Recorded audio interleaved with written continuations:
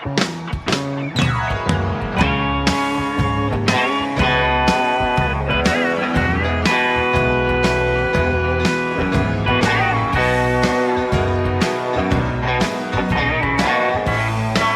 is up to you to carry the team today and make sure this is a good one, not a bad one.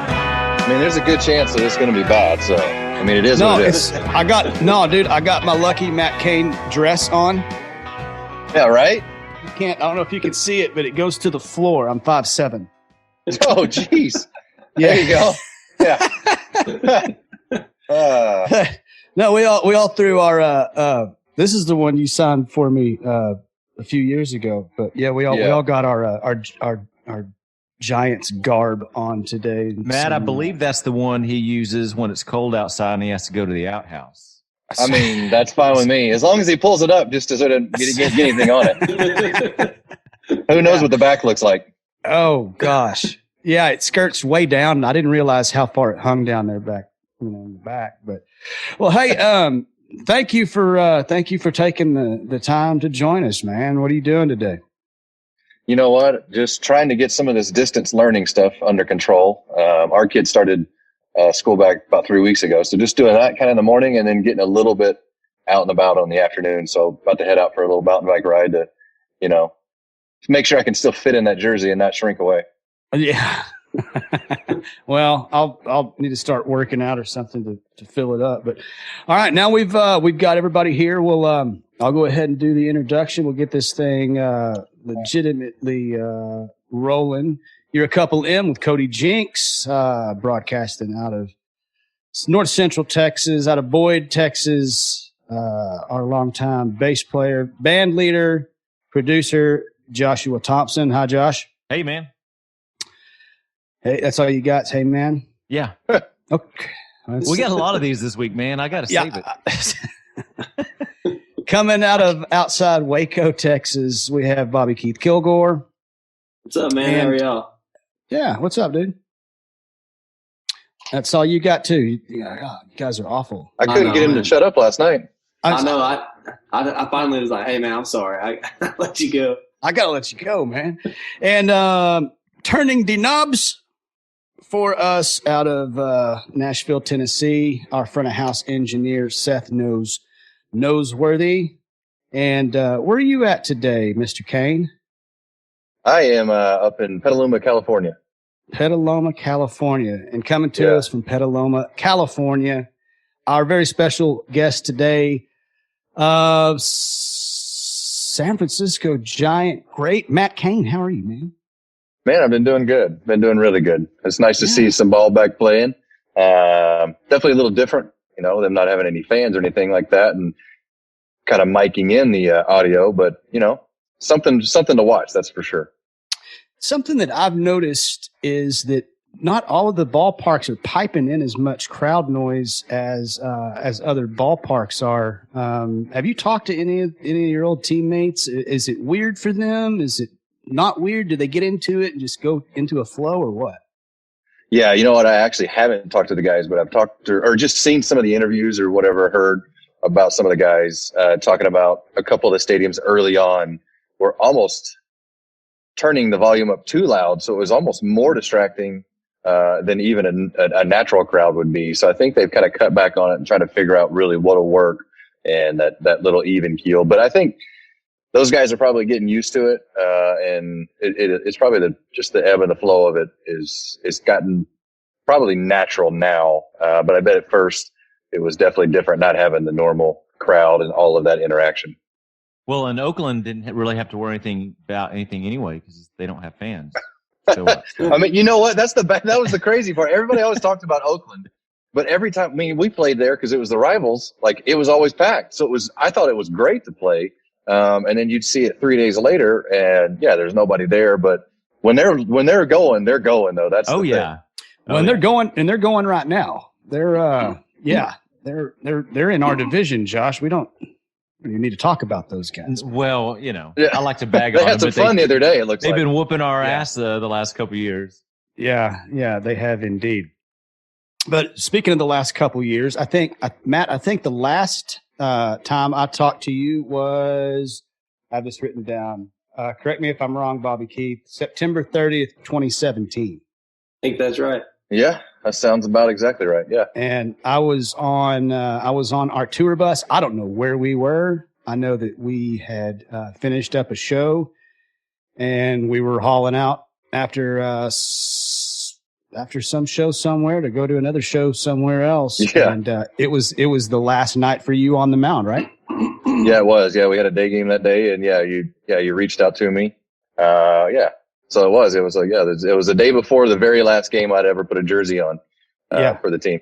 Yeah. Is it weird being away from it, removed now for a couple of years? Or have you settled into it and you're just, I'm good?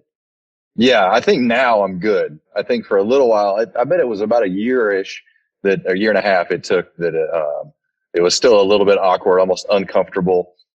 Now it's pretty natural just to be out and about and doing my own thing and getting the kids ready, or just living I would say a semi-normal life. I mean, it's just not natural being on the road all that much. You guys know how it goes. I mean, it's just not a normal lifestyle for everybody around you. No, it's not. And of all the we've been fortunate over the years to become friends with some pro athletes and just any kind of sport, MMA to NASCAR to baseball to whatever, And I think that as far as scheduling goes, it's unreal. Y'all pull the same days on the road like touring bands, hard touring bands. You're talking 162 games in a regular season, so you're talking 200 plus travel days. Not to mention, pitchers and catchers have to report in February. Yeah. So it's you guys are gone all the time. Yeah. Yeah. I mean, it really starts from the middle of February till, if you hope sometime into October is where you're going. And I don't remember if it's like 162 days or 162 games when the season starts, and close to 180-ish days on. It's not a whole lot of days off. And then that even counts the 3-4 days as the All-Star break. And then for us on the West Coast, a lot of those days are travel days to the East Coast. So it's just a lot on everyone. Mm-hmm. Mm-hmm. And you've mentioned kids. Is that kids plural and ages? Yeah. I've got 2 girls, and they're 9 and 6, so they are full on into everything. So you are a straight up girl dad. Oh yeah, all the way. Oh yeah, I got a girl dog. Pretty much have a girl boy dog. So got a handful of horses that are girls as well. So it's like it's a lot. It's a lot of girls. Did you grow up with your family? Was it brothers, sisters, brothers? What is that transitioning from a all male environment to going home to all female environment? Yeah, that was definitely because I have an older brother, and it was definitely a boy household in a way, because it was just he and I. And so my mom was the lone soldier on the woman's side. And we all had boys that we grew up with. All my cousins were boys, it seemed like. And now it's kind of the flip. It's where all of the cousins now they're all girls. So it's just kind of flipping, but it was a handful. I mean, my brother and I were always into everything, fighting each other. And somehow I was the one, and I think it was just because he took it easy on me, but he always seemed like the one that got hurt. But I think it's because he knew he was going to kill me if he did anything else. Now, as far as your brother, athletic, was there always a baseball game, football game, something going on out in the front yard, out in the street? Yeah, we would have, whether it be us riding our mountain bikes or whether it be a basketball or baseball or doing something stupid like trying to play baseball with the basketball, and then one of us get hit in the face with the bat because it ricochets back into it. That's a terrible idea. Terrible idea. But somehow we were doing something like that. Front yard, backyard football. But I mean, like, neither one of us played football, but we would always end up playing football or something in the backyard like that. Yeah. Again, we're talking with Matt Cain. We'll dive briefly into baseball. We'll dabble in and out of it as to keep you interested and not, just be bored about talking with baseball. But we all are huge sports fans. We love to talk to you guys about it. A lot of our listeners they don't know who a lot of our guests are. And if you're tuning in, Matt Cain has a career had a career that started off badass and pretty much finished the same way. In 2005, you were one of the youngest, if not the youngest, players in the MLB at 20, right? Yeah. I was just about to turn 21 in a month, but yeah, I think I was one of the younger guys. That was when still a lot of the veteran guys were around, and the circle of baseball was starting to transition. So it was kind of then. A lot of the, like Randy Johnson, Barry Bonds, Rich Aurelia, Moises Alou, all these veteran guys that we grew up playing, Chipper Jones, Maddox, Small, all those guys were still in the league, just at the kind of the edge of their career or end of it. And so I was luckily able to break in and play with all those guys. Yeah, it says you were second youngest only to Felix Hernandez. Yeah, and I think he was right there. Wow. But you are originally, and I found this out, and we'll get back into baseball, but you are the pride of Dothan, Alabama, though you didn't grow up entirely there. Correct. Yeah. I don't have any memories. Just born, might have been there for a handful of months and then was out. I think we moved. There's a cool little place in Dothan that we love. So shout outs to the people at the plant in Dothan. But I found that out. I was looking up. I always go to the cities that we're in, and this is me looking up influential people or people from that place, or, notable people and all that. That's what it looks like. That's what it looks like. Yeah, this is me typing, and this is me looking things up. But let's see. 3 times World Series champ, 3-time All-Star. What I want to talk to you about, though, was in 2012, you threw a perfect game. And I don't have to tell you, but I can tell people that are listening that that's only been done 23 times since they started keeping track of that stuff in 1880, I believe. My question to you is, how come you only threw 1? Yeah, you know what? I was actually talking with my buddy today. I was like, you know what? My right arm's kind of tired now. I'm thinking about starting back left-handed just to get a perfect game left-handed under my belt. But I kind of feel like, you know what? It's just kind of not right to the baseball guys. We'll just leave it. We'll let them do their thing. How unfair would that be? That'd be ridiculous. Yeah, it'd be a joke. It would be the awesomest thing ever.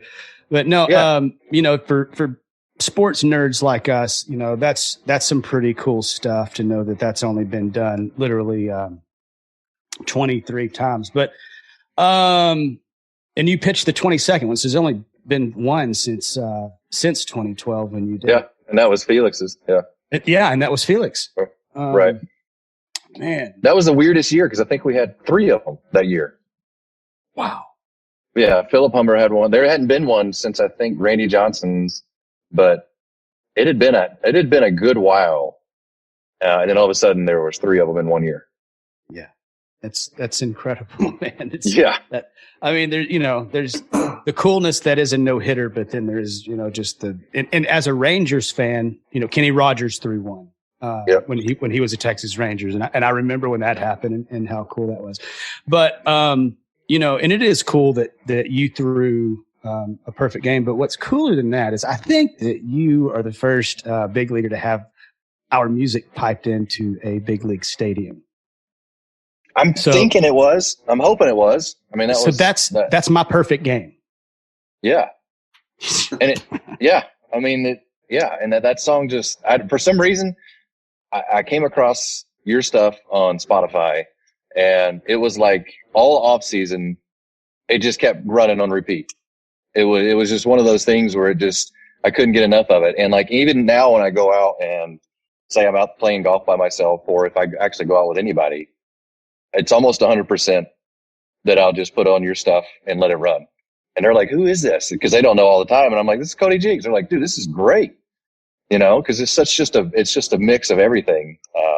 And yeah, that song, The Loud and Heavy, just spoke to me when I was like, dude, this is the perfect walk-up song for me.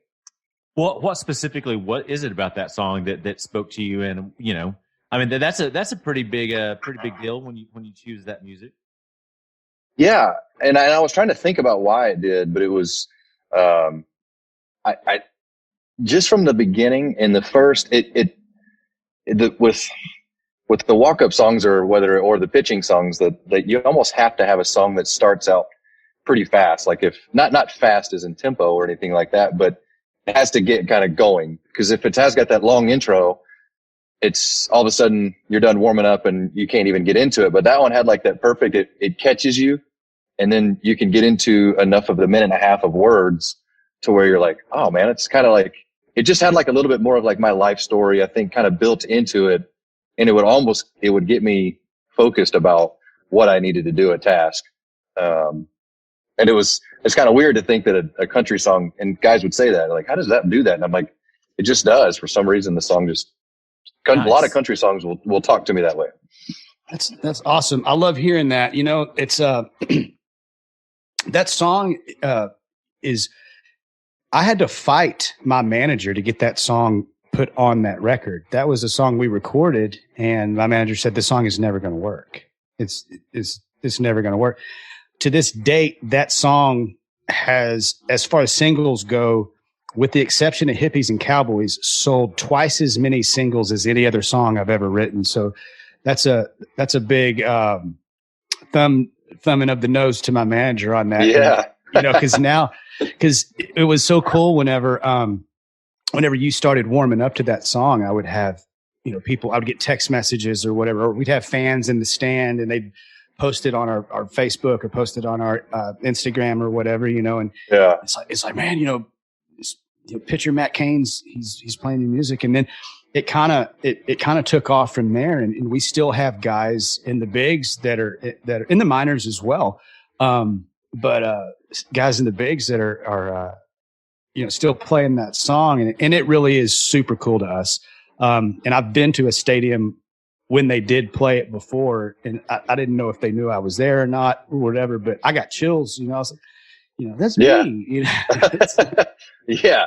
No, I mean, and that's that's got to be one of the cooler things ever, is to see some of those things. And now that's where, like, being away from the game for me, I'll see some stuff and I'm like, man, that is like the perfect game or the World Series. Like, it brings back those chills and that memory. So I get what you're saying. And it's such an honor when you can kind of step back a little bit and realize, like, it's entertainment and it's built all in together and you had a part of that. It's fun. Yeah, absolutely. So are there other songs, Matt, that when you hear it take you back to some place, you know, anything that comes off the, you know, top of your head that just puts you back in a place like that? You know what is the other song that really connects with me is the 13 Years. That one, and it almost is like my story of how I view my career going, because it was 13 years and it started out like so good and it had so many great things in the middle, and then it started to dwindle at the end, and it was kind of like I felt like I let my fans down and my guys down, and it was like I'm torn between that song. And I've talked to my buddy about that plays music, and he does some stuff, and he's like, man, that's not at all like what we see as fans. And I'm like, but that's like, that song, like, really, really, like, even now if I hear it, like, it kind of gets me going a little bit emotionally, because I'm like, there's just some way of connection between that. That's awesome. See, as a songwriter, as an artist first, you know, your art is subjective, you know, in terms of, you know, whoever paints this as this, but somebody else may see it as this. And, you know, same thing with a song you may hear, I love to hear the subjective views of how people see those lyrics. And for you, it makes complete sense how you describe that. So anyway, I love that. That's really cool. Yeah. I never would have thought that song would have reached somebody at that level, but as a songwriter, that's really fun to know that, you know, you're doing your job and being subjective and, you know, being able to reach people like that. Yeah. No, and that's the weird part about it. He said the same thing. He's like, well, I just don't understand. Like, and I'm like, I'm talking to him about it and I'm kind of explaining it. And he's like, oh, kind of get what you're saying and feeling and, like that. But, and that's the part that I love about music is because everybody has probably a different interaction with it. And everybody right now has probably really different connections with so many songs that are going on. It's just such a weird time and everybody's going to remember so many, I think, that are on right now. And they're like, oh, well, I know exactly where I was at that point in that time, the first time I heard it. Yeah. Let's stay on music for a minute. Besides us, something that you warmed up to or had piped in, what are some of the former songs by some of the former bands and talk about those songs, those bands, where you were when you heard them, what drew you into them? I did Brian Wilson, which you got to know because you got the beard and everything else going. He got me to come out to Hurricane because just kind of a throw off with my last name and everything like that. So that was fun for a little while. Are you talking about like Bob Dylan's Hurricane? Rock You Like a Hurricane. Oh, Rocky. Okay. Yeah. Sorry, I got the name. Yeah. Okay. I'm terrible with names, cool. But yes, he got me to come out that one for a while. But when I first came up, I'd always like planned it because you're always like, man, this guy comes out to this song and this guy comes out to this song. Everybody knows Trevor Hoffman's coming out to Hell's Bells. It's like that's what he's coming out to, and so it's. I was kind of thinking about it, and when I first came up, I came out, and I even came out to it in high school, was Saliva, and it was Click, Click, Boom. And it was because I thought I was a hard ass, and I threw hard enough to come out to that song, and then I'm like, oh my gosh, dude, what a tool I am, but whatever. I ran with that song for a long enough. And then we went into that one. We went into the Scorpions. We went into, I came out to, I think, My Tractor's Sexy. And then with Kenny Chesney, and what was the other one with? You came out to My Tractor's Sexy? Oh yeah. That's awesome. I gotta give you, yeah, I gotta give you balls just for doing that. You know what? I did that one in 2013. My first half of the season was bad. And that was the year, but 2012 was my best year. And then the next year, I'm like, man, I'm just going to roll. And I started out awful. All half of the year, we picked up Jeff Francoeur, and Jeff Francoeur came out to that song in A-Ball in Georgia.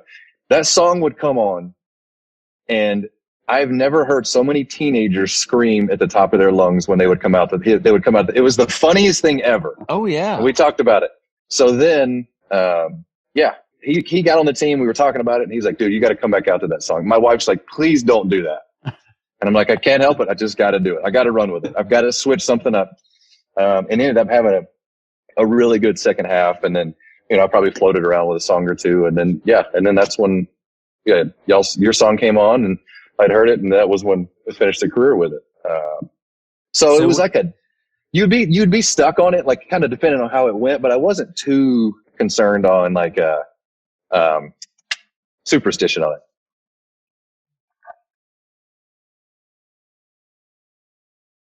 Yeah. Yeah. I remember I had called you didn't answer. I was like, well, I don't know what to tell you, man. And then he ended up, they were playing the Astros that day, and he ended up being on the Astros list somehow. I was on the Astros list. I don't know how that happened. But I was kind of freaking out, because I was like, how could this happen? I'm not going to get in to see this game, and it sucks, and I'm going to be mad. And then I'm on the Astros list. And I think Johnny Cueto started that game, right? Am I right? No, he had just had his Tommy John, I think. Oh, okay. Was it? Yeah, I think it was the day after. I don't remember who started. Oh, okay. I thought I would remember. It kind of drizzled on us that day, though. Ended up working out. It was a great day at the ballpark. Yeah. It was. I thought it was funny. Yeah. I mean, if I were anybody, I'd blame it on Keith. That sounds like his issue, but you're absolutely right. Yeah. Because he's definitely the one to get the blame on. Well, he is the one that gets the blame, because Keith over the years has basically moved into, if it needs to be done, he does it. It's basically I don't know. Should we call you an executive assistant? I like that. I like that. I mean, I'll That take sounds- personal, but or whatever you want to call it. I don't care. That sounds a little too intimate. So, Yeah, oh yeah, true. Yeah. so shit rolls downhill anyway. But no, we made it that day and we had a bunch of fun. But Yeah. I remember they told us when we got there, they were like, "Hey, y'all might want to go get a hoodie or something. It's going to get cold." And we were thinking, "No, it's August. We'll be fine." And then sun went down. It was cold. Oh my gosh, Yeah. I've never been so cold at a game in my life. Yeah. But did y'all go? Was it a night game? It wasn't. Was Yeah, it, a night game? it was a Yeah. night game, and that Yeah. sun went down, and that breeze came in off the bay, and whew. But I'll tell you that Yep. that hoodie that I got that night is the best hoodie that I've ever had. And I Yeah, still- Nick Hundley, he ended up hooking Oh, us my up goodness. with some long sleeve hoodies, so we didn't freeze. Oh, Hundley did. Yeah, Nice. that's Yeah. a good dude, man. Yeah. No, he was awesome. It was funny playing against him. It was almost like he was like too nice. I'm like, dude, I almost have to hate him because he's on the other team. But then you're like, dude, he's so nice. Even on the other team, he's like, hey man, how's it going? I'm like, I'm going all right, but like you're on the wrong team. Like, stop talking to me. And then you get on the team and he's just, yeah, he was a personality, man. I was sad to see him have to, to go or whatever, but like he was a great guy to have behind the plate for us. Yeah, speaking of, I think Cody has. I want to get into this real quick before I forget, but Cody has something in the guitar vault's been in there since 2017 that we need to give you. oh yeah, I still owe you a signed guitar. Oh, you owe me nothing, man. You owe me nothing. Well, and I didn't think about it until Keith had said, he's like, yeah, we got Cain for the podcast. And I was like, did we ever send him that freaking guitar? I don't Probably think we best ever that you- did. It's probably best that you didn't because Arizona, it might have dry rotted and fallen apart. No, it'll be all right, man. You just put a Yep. little humidifier action going on. You'd be just fine, man. I'm not the best at attention to detail on that stuff. So Do you play guitar? Or are you musically inclined in any way? I play a little bit. A buddy of mine has played for a long time and played whatever. So he has gotten me. I'll go back and forth into it. I'll go to where I'll get into it, and I'll start trying to play a good bit. But nothing special for sure. Me too. Yeah, I mean, that's you don't. Yeah. I'm good at writing lyrics. My guitar playing's horrible. So if you just like sit there and enjoy jamming, man, just do that. Yeah, for sure. And that's kind of what he does. I mean, he tries to get me going, and we'll get on kicks and we'll play, and we'll let him sing because I can't sing, so whatever. Now, as a father of a daughter who is almost 11, and you have a 9-year-old daughter, do you have an insane amount of like pop music in your house, or because that's what we if my daughter's got a radio on, man, it is Taylor Swift and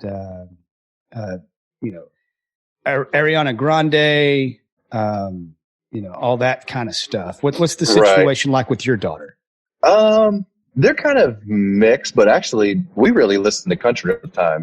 Mm-hmm. So my wife and I both do. So we turn it on, and our little one is really, really into music. They're both into music, but our little one is really into it. So she's always got her iPad, whether it's, trying to clean up her room or something. She's like, hey, can I listen to music? I'm like, oh yeah, sure. I'm like, go ahead. Cause I'm the same way. Like, we're just so natural to have music playing with the clubhouse and everything else. So it's like always got something going like that. But both of them, are more into country. I mean, they know some of the pop stuff that's on, but we've probably sheltered them from a little bit of it.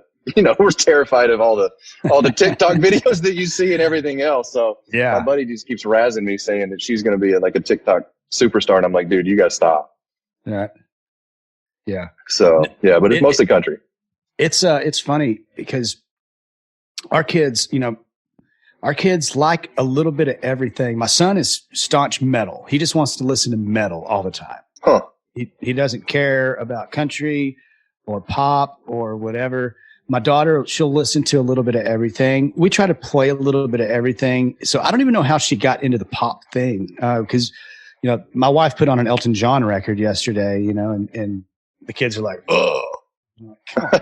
It's like, you're killing me. These are things that you have to be introduced to. I mean, it's just that's a rite of passage as parents. We have to do it to them. Oh, absolutely. They have to know, like, hey, I've heard that song before.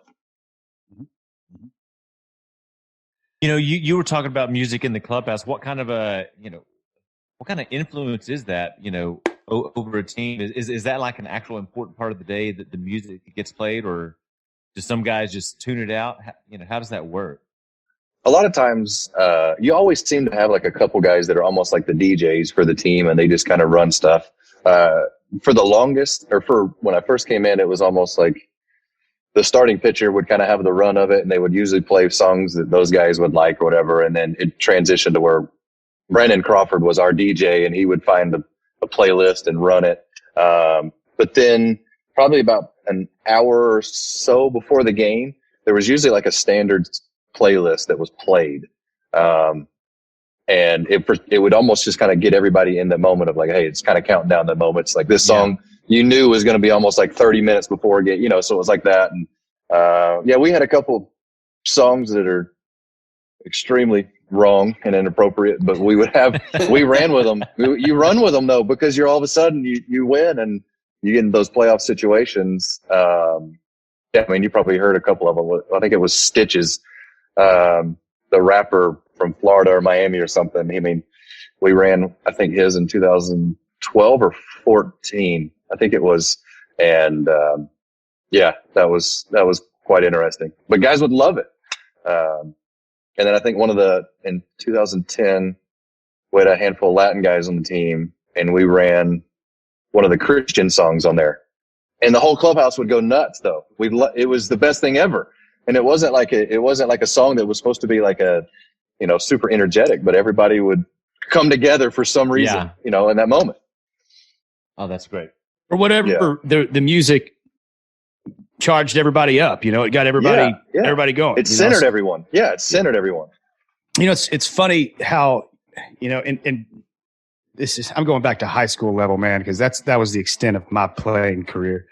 But I can remember, our football team in high school, we would listen to, it was right before a game, we'd listen to Bone Thugs and Harmony and then Metallica. Yeah, right. Just yeah. 0 to 100 back to 0 real quick. Yeah, it's totally different. Yeah. And for whatever reason that would, get us going. Like we were ready to go after Bone Thugs and Metallica. Yeah. So, it's funny, man. And everybody, every year it always changed. Guys you can't really run the same thing you did the year before. You had to almost make up a new thing. Yeah. Well, and Keith, you played college ball. What did you guys listen to in the clubhouse? It went from everything. Whoever's in charge. We had a different DJ. You just go to whatever they feel like playing. It didn't really matter. Not back then. You're not having. I think the first iPhone was out by then. It's not like you have it now. Yeah. You had to dig through the old iPods, and somebody had to set it up. Yeah, and it was, but now, we've been in a couple of clubhouses, and it's amazing. Technology wise, and even like in the diverse music that you can hear in there, whether it's Hispanic music, but it's still good. Like everything I've ever heard in the clubhouse is good. Like everybody picks pretty good music. Yeah. So as long as you have the beat, it's like you were saying, that Latin Christian song. It doesn't matter what it is. I was sitting in this is funny. We were playing a show in El Paso, and the club that we were playing in was next door to a Latin club. Mm-hmm. And I was like, man, if I go over here to have a beer before the show, nobody's going to know who I am. And I could sit at the bar and have a beer because, I'll be the only white guy, and this is going to be fantastic. And it was. And I walked in, and there was this really cool song on, man. And I was like, I didn't know what it was saying. Just had this cool groove, And I asked the bartender, I said, hey, man, this is really cool. What song is this? And he looked at me like I was from outer space. Because at the time, it was the biggest song in the world. It was Despacito. Oh, yeah. And, Despacito, and I was like, this song is rad, And then I came home, and my daughter at the time was probably like 7 or 8, and she had heard it. I was like, this is a cool song, right? Yeah. It's like, we're listening to it. We're dancing in the living room. And I look up what Despacito is talking about, and I was like, oh, no. No. Yeah. No. Yeah. we don't listen to that song. I think my wife finally got the lyrics and translated them all, and she's like, "Oh man, it's a little bit different than we thought it was going to be." But it's a great song. That is a great one. Yeah, I mean, it gets you moving and stuff like that. Yeah. You brought your wife up a couple of times, man. Have you guys been together a long time? How long y'all been married? Was she with you through the whole baseball career and all that? Yeah, we've been together for 10 years. It'll be 11 years in November. And so we met in 2007. And so she was luckily enough, she didn't have to come through the minor league part of it to see all of that. But she was there for, almost the whole entire career. And golly, what a blessing that was, just because, man, I need just stable, with being able to keep me organized and keep me in line. And it was, that owe a lot to having her there with me to keep me in the right direction. You met her during spring training, right? Yeah, we did. We met in spring training, and it was just kind of one of those things where you wouldn't think it would work out that way, and you always wonder how it does, where you meet somebody and you're like, well, it just works. It just meant to be, and that's what it was. Matt, I've found that, in talking with guys like you and just a lot of people, it seems to me that those that are most successful, they generally have a pretty good woman behind them. Oh yeah. Taking care of those things that you just can't take care of, while you're gone. Yeah. Yeah. And no, I mean, I think that's 100% true. And I saw that, and with even my mom, I just had great parents, and my mom was phenomenal, throughout my life. And that's the same with Chelsea. She just does so many things to stretch me out of my little bubble that I would like to live in at times. And we really mesh well together, and, we'll have our moments where we clash, but it's issues where just communication, with all of us. I have found that the communication word itself, whenever, and we all have good women that decided that they might think it'd be a good idea to marry us for some reason. We all have those. But whenever we get sideways, I find it's because of communication, and it's not her. It's usually me, because you said living in a bubble, and that's something that that I have found that successful people at whatever it is they do tend to like to stay in their bubble, within their own headspace. They feel more comfortable there, because everybody knows me up here.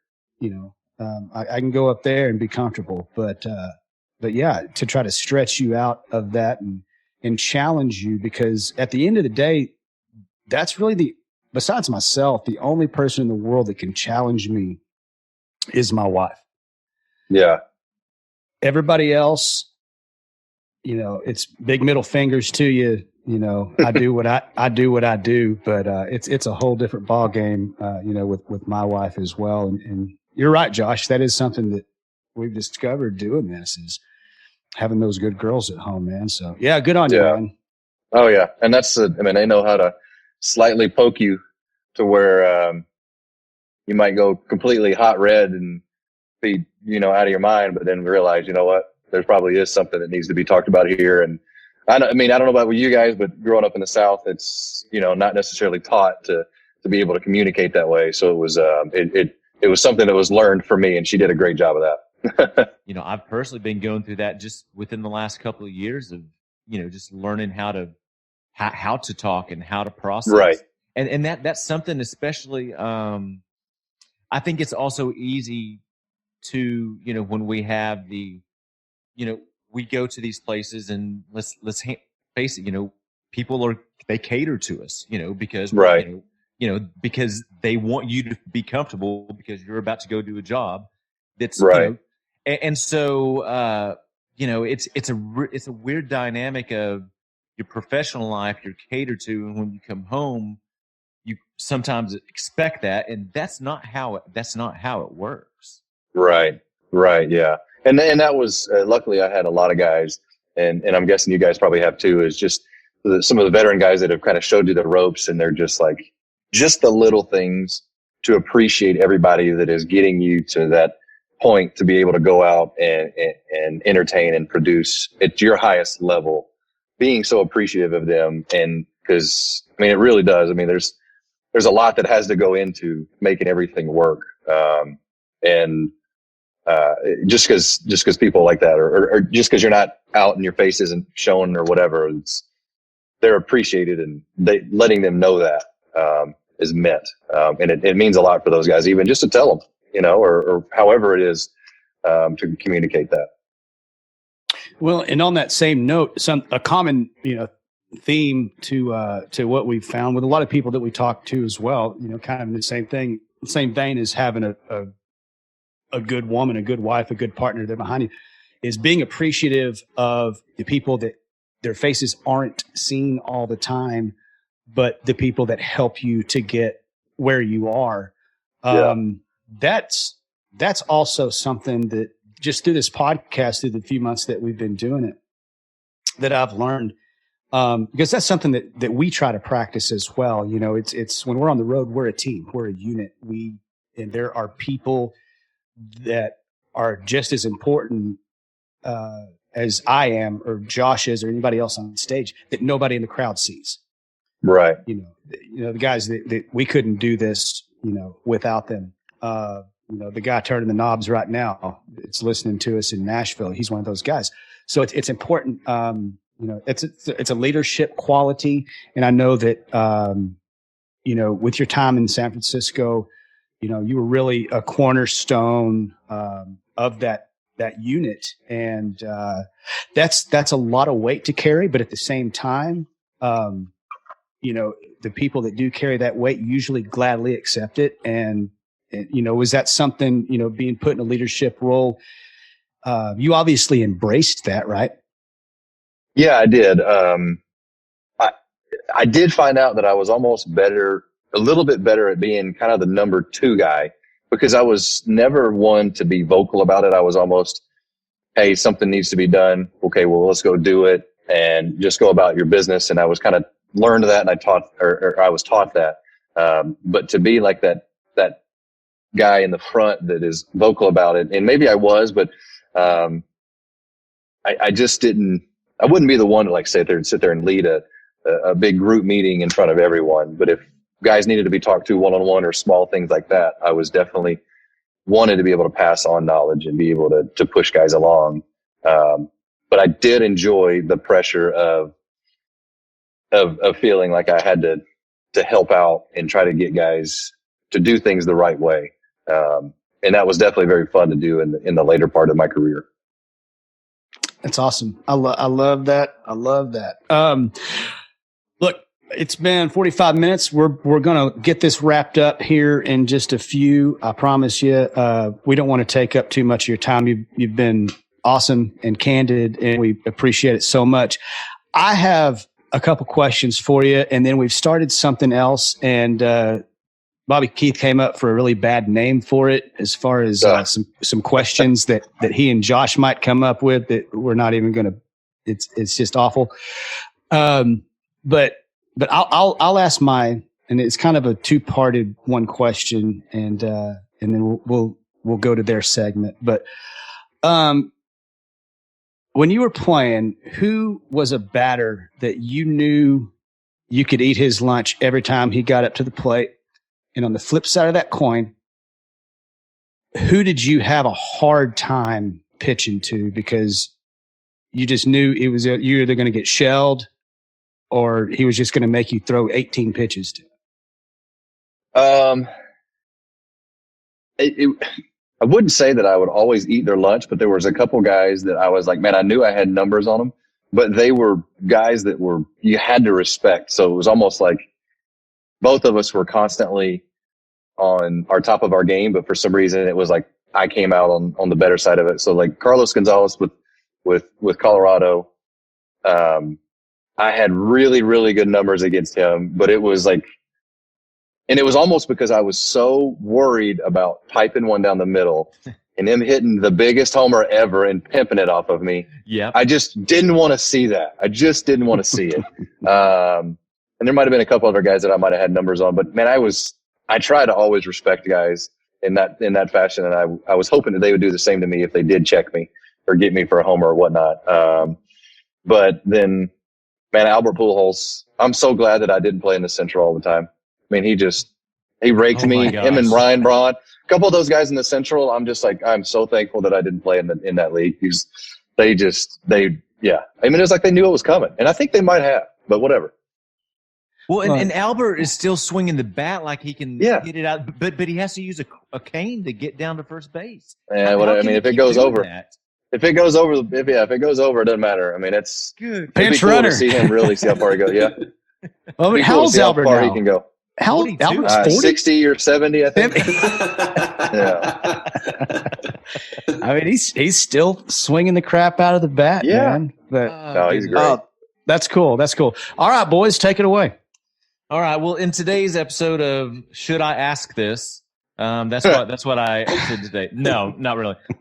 Sounds like you obviously love. What's your favorite music venue to go watch a show at, big or small? Music venue,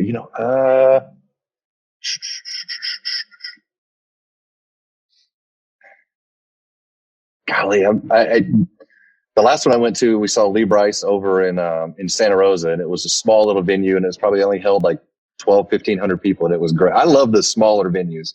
I just the personal settings like that are way more fun for me. Nice. Agreed. On our end, too. I think that did you play? Did y'all play downtown in San Francisco? What's the famous place in Great American city? Music Hall, the last place we played there. No, that's not the last place we played. Is it the 2-tier place where it's got the upper row?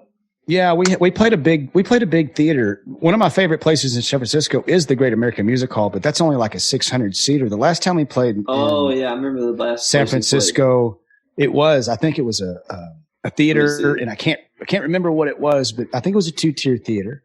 Let me It see. was. I'll look it up. It almost had like that outer deck, or it had like almost that viewing seating, like an old school. the Warfield. It might be right. Yeah, Does that sound right? All right, cool. I'm not Very good with cool. names, but it sounds right.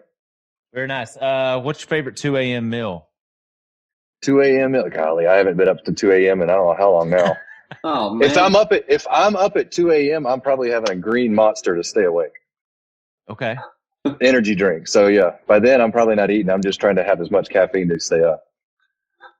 And lastly, do you believe in ghosts, Matt Cain? Do I believe in ghosts?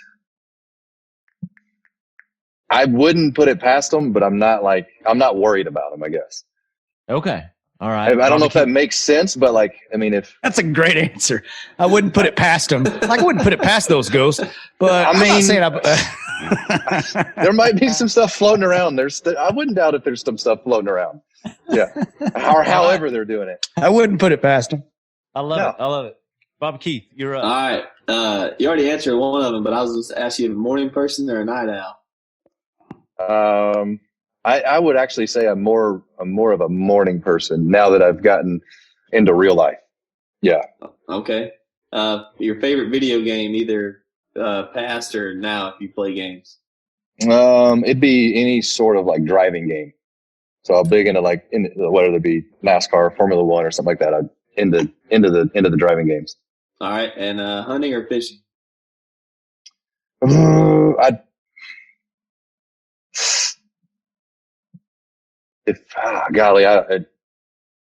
It'd probably be hunting. I'm more of a bird. I like bird hunting. Yeah. Oh yeah. I like to be able to go We just got into that last year, man. It is a blast. Or we went duck hunting, but that thing, it's a game changer. Yeah. I like being able to go out and talk trash with buddies. Like, that's the nice part about that. With the bigger game, it seems like you got to be too quiet or whatever. I don't want to do all that. Yeah, I don't want to be quiet either. Like let's go out there, crack some beers, jokes, and shoot. Every couple hours. Well, that's what's good. That's what's good about that duck hunting, man. You can go out and sit in a duck blind, be loud as hell, and drink beer, and then you don't have to be quiet until the ducks come in. It's kind of. And sometimes I'm not even sure you have to be then either. And you really don't. That's what's so cool about it. Yeah. But oh man, My last one is best vacation spot, in or outside the U.S. Best vacation spot. You know what? We went to Peru for our 10-year anniversary and we wore ourselves out for almost 2 weeks, and we went all over the place except for the jungle and had an absolute blast everywhere with it. I mean, it was eye-opening from every extreme you could think of heart-wrenching to just most amazing things ever, whether it was Machu Picchu or going up to Rainbow Mountain and having to drive some of the poverty area. I mean, it was just, it was a great experience. I'm going to put that on my list. Yeah. Oh yeah. That's You've awesome. got to get down there. Okay. Yeah. I'll get you set up down there for sure with a guy. He's awesome. Yeah. His name's Richard Hoffman, and it's with Peru Adventures, and it's the greatest thing ever. He's got such an American name, and he is so entwined, with the Peruvian culture. And it's, I mean, born and raised down there and everything, but you're like, wait a minute, my guide is about to be a Richard Hoffman. Like that's not a name that you would go down there and expect. And man, he was a blast. Awesome, man. That's all I got. Oh, cool. All right. That is awesome. I think we got a good one, man. I thank you again for your time. All the best to you. I'm glad you're having fun and hanging out with the wife and the kids, but hopefully we'll get a few more under the belt and we'll have you again. Yeah. Just let me know. We'll be here. Cool. Not going anywhere right now. Yeah. Neither are we, buddy. This is as closest thing to a stage as we have right now. Oh man. I know. Hope y'all get out there sooner than later. God, me too, man. We're trying to stay busy. We've got some projects coming out, some live stuff from Red Rocks and an acoustic record and stuff like that. But yeah, we're chomping at the bit, man. This is the longest we've ever been, at home. We've been home for 6 months now. Yeah, which is probably she's probably about to kick you out now. Oh God, yeah, absolutely. They all are. But all right, you've been listening to A Couple In with Cody Jinks, and to my lower left on the screen is Joshua Thompson. Thank you, sir. Hey, thank you, Matt. And to my upper left part of the screen, Bobby Keith Kilgore. Thank you, Bobby Keith. Thank you, sir. Thanks again, Matt. And we'll get that box out to you soon. Yeah, sounds good. I'll hold my breath this time. My bad, man. He's been holding his breath for like 2.5 years. It's awful. I know. I told him my kids have been running around shirtless for 2 years. Oh, no. They could have been wearing this jersey of yours that I'm wearing right now. It would cover 4 children. Jeez, thanks. My wife could get in here with me. This is awesome. Whoa. But again, special thanks to Matt Cain, who, to my knowledge, is the first guy that had my music piped into a major league stadium, and that will always be cool as hell. Thank you so much for your time. Bless you, bless your family, and hopefully we can do this again soon. Yeah, man, sounds good. No, I appreciate everything that you've done and reaching out. That was one of the cooler moments, by the way, of my career, is you guys reaching out, just having a little chit chat with you at after my last game, and that was heartfelt and meant a lot to me. Appreciate it, guys. I love it, man. That's what we do, brother. Well, all right, until the next time, you're A Couple In. We'll see y'all soon.